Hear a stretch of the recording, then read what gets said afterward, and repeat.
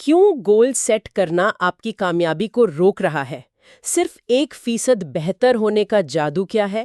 آپ موٹیویشن کی وجہ سے نہیں، اپنے ماحول کی وجہ سے فیل ہوتے ہیں۔ اچھا، یہ بھی کہ میں سگریٹ چھوڑ رہا ہوں کہنا غلط کیوں ہے؟ سستی کا علاج، 2 منٹ کا اصول اور کامیابی کا خفیہ راز، بورنگ ہونے سے پیار کرنا، اور آخر میں کیوں شروع میں محنت کا نتیجہ نظر ہی نہیں آتا؟ یہ سب سوالات، یعنی یہ سب ایک ہی بنیادی نقطے کی طرف اشارہ کرتے ہیں۔ کیا آپ جانتے ہیں کہ جیتنے والوں اور ہارنے والوں کے گولز بالکل ایک جیسے ہوتے ہیں؟ ہر اولمپئن گولڈ میڈل جیتنا چاہتا ہے اور ہر امیدوار نوکری حاصل کرنا چاہتا ہے۔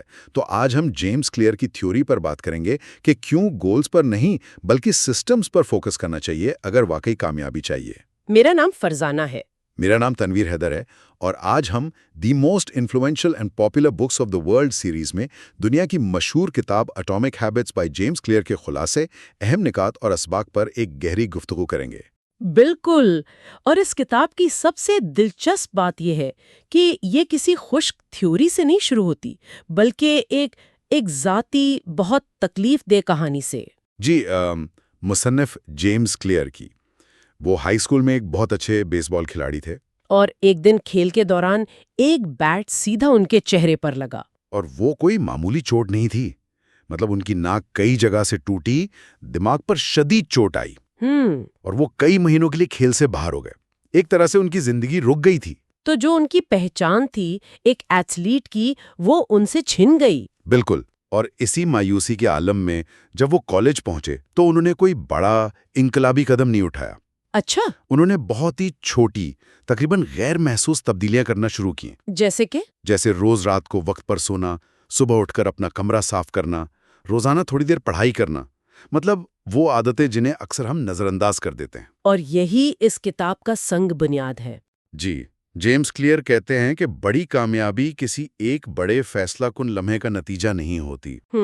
یہ چھوٹی چھوٹی مثبت عادتوں کے روزانہ جمع ہونے، یعنی کمپاؤنڈنگ کا نتیجہ ہوتی ہے۔ تو انہی چھوٹی عادتوں نے انہیں آہستہ آہستہ ایک بہترین ایتھلیٹ اور پھر ایک کامیاب مصنف بنایا۔ بالکل، اور یہیں پر اٹامک ہیبٹس کا تصور آتا ہے۔ اٹامک یعنی ایٹم کی طرح چھوٹا۔ ایک تو یہ مطلب ہے، اور دوسرا بے پناہ توانائی کا ذریعہ، تو یہ چھوٹی عادتیں بھی ایسی ہی ہیں۔ صحیح۔ اور کتاب کا سب سے مشہور اصول 1% بہتری کا ہے۔ جی، کہ اگر روزانہ صرف 1% بہتر ہوا جائے تو یہ محسوس بھی نہیں ہوتا، لیکن 1 سال کے بعد آپ 37 گنا بہتر ہو چکے ہوتے ہیں۔ بالکل، یہ ریاضی کی کمپاؤنڈنگ کی طاقت ہے جو ہماری زندگیوں پر لاگو ہوتی ہے۔ لیکن یہاں ایک مسئلہ ہے، شروع میں جب کوئی نئی عادت اپناتے ہیں، جیسے جم جانا، تو مہینوں تک کوئی نتیجہ نظر نہیں آتا۔ صحیح۔ اور یہ وہ لمحہ ہے جہاں زیادہ تر لوگ ہمت ہار جاتے ہیں، انہیں لگتا ہے کہ ان کی محنت ضائع جا رہی ہے۔ اور اسی کو کتاب میں پلیٹو آف لیٹنٹ پوٹینشل کہا گیا ہے، یعنی پوشیدہ صلاحیت کی سطح۔ اچھا، آپ کی محنت ضائع نہیں ہو رہی ہوتی، وہ جمع ہو رہی ہوتی ہے، بالکل ایک آئس کیوب کی طرح۔ آئس کیوب کی طرح؟ وہ کیسے؟ دیکھیے، اگر درجہ حرارت 25 سے بڑھ کر 31 ڈگری بھی ہو جائے تو برف ٹھوس ہی رہتی ہے، باہر سے کوئی تبدیلی نظر نہیں آتی۔ صحیح۔ لیکن جیسے ہی وہ 32 ڈگری کے نرنائک نقطے پر پہنچتی ہے، وہ اچانک پگھلنا شروع ہو جاتی ہے۔ واہ، یہ بہت زبردست مثال ہے۔ تو مطلب ہماری محنت بھی ایک خاص بریک تھرو پوائنٹ کا انتظار کر رہی ہوتی ہے۔ بالکل، اس کی سب سے شاندار مثال برطانوی سائیکلنگ ٹیم کی ہے۔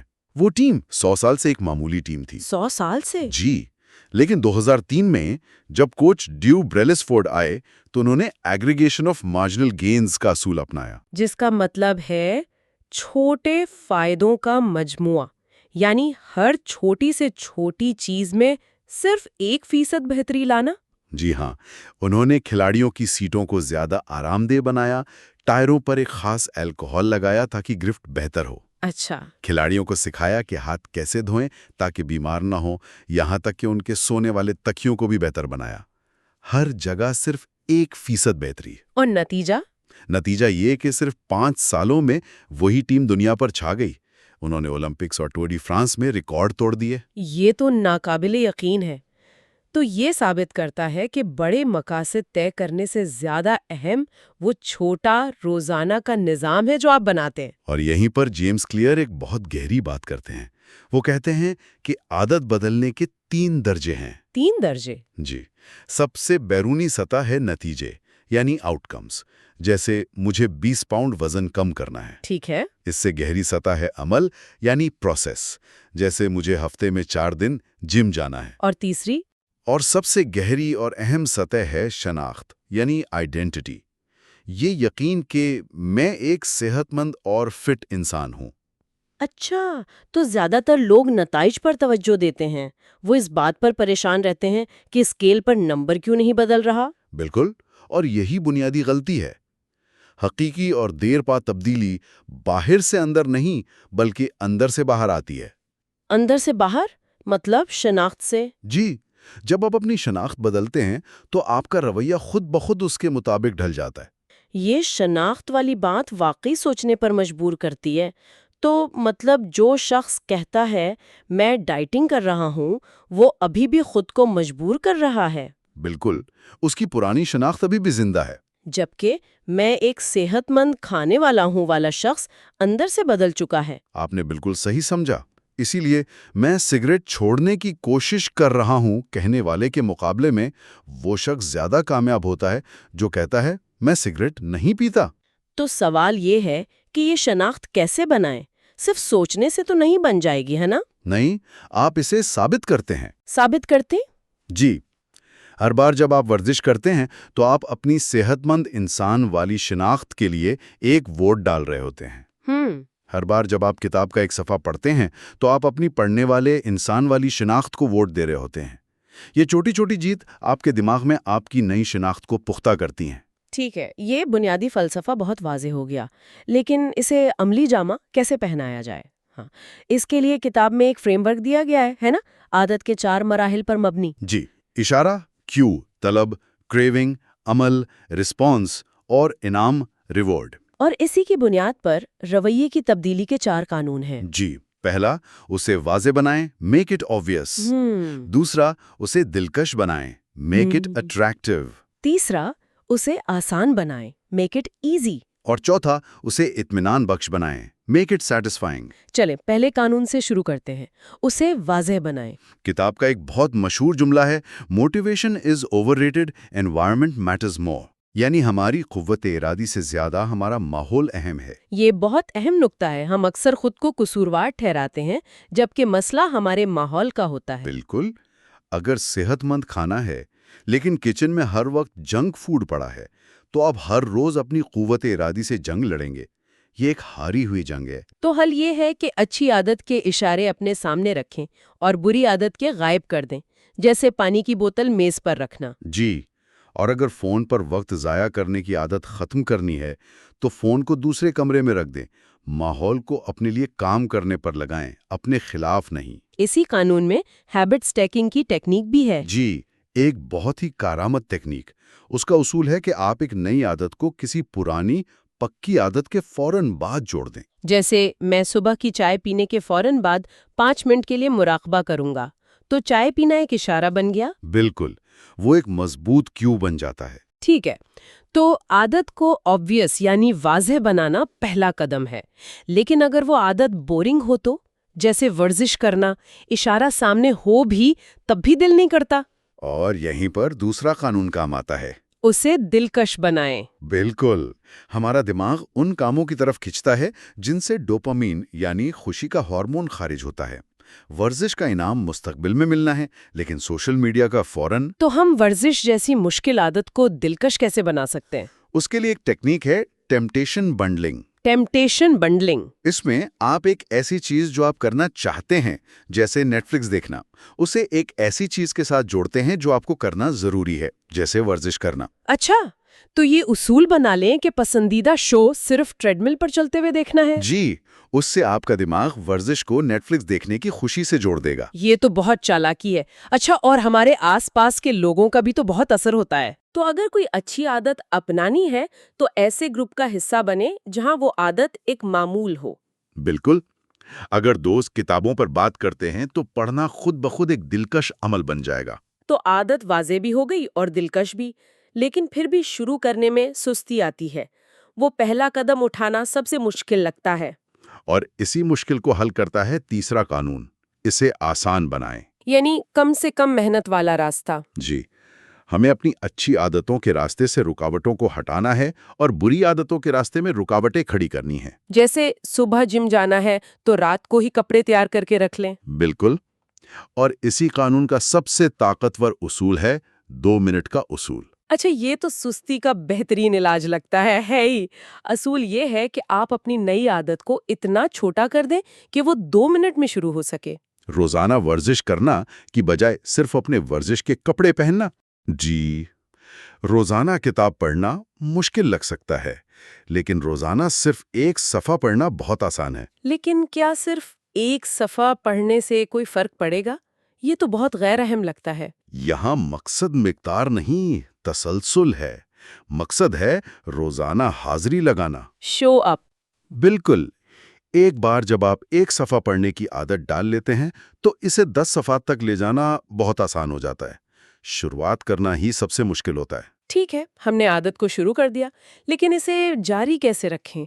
اچھی عادتوں کا فائدہ تو بہت دیر سے ملتا ہے اور دماغ کو فوری تسکین چاہیے۔ آپ نے بالکل صحیح مسئلے کی نشاندہی کی، اور یہ ہمیں چوتھے اور آخری قانون کی طرف لاتا ہے۔ اسے اطمینان بخش بنائیں۔ یعنی عادت کے ساتھ کوئی چھوٹا اور فوری انعام جوڑ دیں؟ جی، یا پھر ایک بہت ہی مؤثر طریقہ ہیبٹ ٹریکر کا استعمال ہے۔ ایک کیلنڈر لیں اور جس دن آپ اپنی عادت پوری کریں اس پر ایک بڑا سا کراس لگا دیں۔ اچھا۔ کچھ دنوں بعد جب آپ کو کراس کی ایک زنجیر نظر آئے گی تو آپ کا دل نہیں چاہے گا کہ اس زنجیر کو توڑا جائے۔ یہ پیشرفت دیکھنا خود ایک بہت بڑا انعام ہے۔ اور اسی کے حوالے سے کتاب میں ایک اصول ہے، کبھی 2 بار نہ چھوڑیں، نیور مس ٹوائس۔ یہ بہت اہم ہے۔ زندگی میں کوئی نہ کوئی دن ایسا آئے گا جب آپ اپنی عادت پوری نہیں کر پائیں گے۔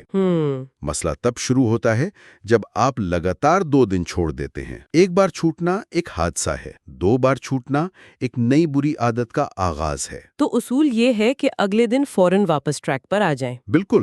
یہ چاروں قوانین مل کر ایک بہت ہی جامع فریم ورک بناتے ہیں۔ لیکن فرض کریں کہ ہم نے ایک عادت بنا لی، اب کیا؟ نہیں، دراصل اب ایک نیا چیلنج سامنے آتا ہے۔ کتاب کے مطابق کامیابی کا سب سے بڑا دشمن ناکامی نہیں بلکہ بوریت ہے۔ بورڈم۔ یہ بات مجھے بہت دلچسپ لگی۔ جب کوئی کام شروع کرتے ہیں تو بہت جوش ہوتا ہے، لیکن چند مہینوں بعد وہ جوش ختم ہو جاتا ہے اور نہ بہت مشکل۔ اسے گولڈی لاکس رول کہتے ہیں۔ تو کامیاب لوگ وہ ہیں جو اس بوریت کے باوجود کام جاری رکھتے ہیں؟ جی، وہ پیشاور ہوتے ہیں۔ وہ روزانہ جم جاتے ہیں، چاہے ان کا دل نہ بھی چاہ رہا ہو۔ وہ اس عمل سے محبت کرنا سیکھ جاتے ہیں۔ لیکن جب عادتیں اتنی خودکار ہو جاتی ہیں کہ ہم ان پر توجہ دیے بغیر ہی کرنے لگتے ہیں، تو کیا ہماری کارکردگی ایک جگہ رک نہیں جاتی؟ یہ مہارت حاصل کرنے کی راہ میں سب سے بڑا خطرہ ہے۔ عادتیں آپ کو ایک بنیادی سطح کی قابلیت تو دے دیتی ہیں، لیکن حقیقی مہارت کے لیے صرف عادتیں کافی نہیں۔ تو پھر کیا چاہیے؟ اس کے لیے عادتوں کے ساتھ ساتھ دانستہ مشق، یعنی ہیبٹس پلس ڈیلیبریٹ پریکٹس کی ضرورت ہوتی ہے۔ اس کا مطلب ہے کہ وقتاً فوقتاً اپنی عادتوں کا جائزہ لیا جائے؟ جی بالکل، اپنی کارکردگی کو ناپنا، اپنی کمزوریوں کو پہچاننا اور بہتری کی گنجائش تلاش کرنا۔ مسلسل جائزہ اور غور و فکر آپ کو جمود کا شکار ہونے سے بچاتا ہے۔ تو یہ ایک مکمل سفر ہے، ایک چھوٹی سی عادت کو اپنانے سے لے کر اس میں مہارت حاصل کرنے تک۔ بالکل، اور اگر ہم اس پوری گفتگو کا خلاصہ کریں تو مرکزی پیغام یہ ہے کہ کامیابی کوئی منزل نہیں بلکہ یہ ایک نظام ہے جسے قائم کرنا ہے۔ اور یہ چھوٹی چھوٹی ایٹم جیسی عادتیں ہیں جو وقت کے ساتھ ساتھ جمع ہو کر زندگی میں انقلابی تبدیلیاں لاتی ہیں۔ جی، جیسا کہ کتاب کا کلیدی نکتہ ہے، آپ اپنے مقاصد کی سطح تک نہیں اٹھتے بلکہ آپ اپنے سسٹمز کی سطح تک گرتے ہیں۔ یعنی آپ کے سسٹمز ہی آپ کی کامیابی کا تعین کرتے ہیں۔ جی، اگر مقاصد بلند ہیں لیکن سسٹم روزانہ کی بنیاد پر کمزور ہیں تو نتائج نہیں ملیں گے، لیکن اگر سسٹم صرف روزانہ 1% بہتر ہونے پر مبنی ہے تو کامیابی خود بخود اس کا ایک لازمی نتیجہ ہوگی۔ اس ساری گفتگو کے بعد سامعین کے لیے ایک آخری سوچ ہے۔ اپنی زندگی کی صرف ایک ایسی عادت کے بارے میں سوچیں جسے بدلنا یا اپنانا ہے۔ اس عادت کا ایسا 2 منٹ کا ورژن کیسے بنایا جا سکتا ہے جسے آج ابھی اسی لمحے شروع کیا جا سکے؟